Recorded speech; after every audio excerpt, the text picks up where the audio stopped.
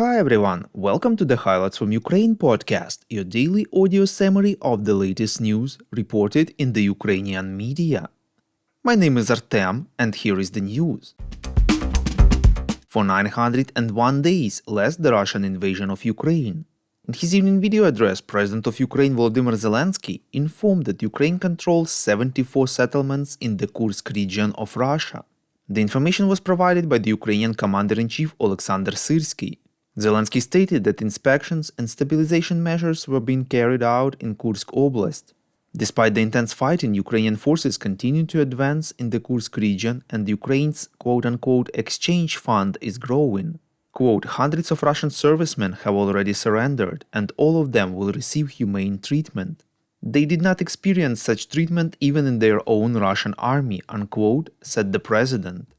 Syrsky added that just yesterday Ukrainian troops advanced from 1 to 3 kilometers in some areas. 40 square kilometers were taken under control. Volodymyr Zelensky said that Ukrainians have proven once again that they are capable of achieving their goals in any situation, quote-unquote, capable of defending our interests and our independence. Earlier, Ukraine's Ministry of Foreign Affairs stressed that Kyiv is not interested in taking territory in Kursk Oblast but wants to protect the lives of its own people, reports Interfax Ukraine. Georgy Tikhy, Ukrainian Foreign Ministry spokesman, said that the operation does not allow the Russians to transfer additional units to Donetsk Oblast and complicates Russian logistics. He emphasized that the armed forces of Ukraine is a civilized European military force that fully complies with the laws and customs of war and international humanitarian law. The Ukrainians only target military infrastructure. Tikhy pointed out that since the beginning of summer alone, more than 2,000 Russian strikes have been launched from Kursk Oblast on Sumy Oblast of Ukraine, using 255 guided aerial bombs and more than 100 missiles. Quote, unfortunately, Ukraine does not have sufficient capabilities to carry out long-range strikes with the weapons it has to defend itself against this terror. We do not yet have the solutions we insist on. Therefore, there is a need to use the Ukrainian armed forces to liberate these border areas from Russian military contingents that are striking Ukraine, unquote, the spokesman said.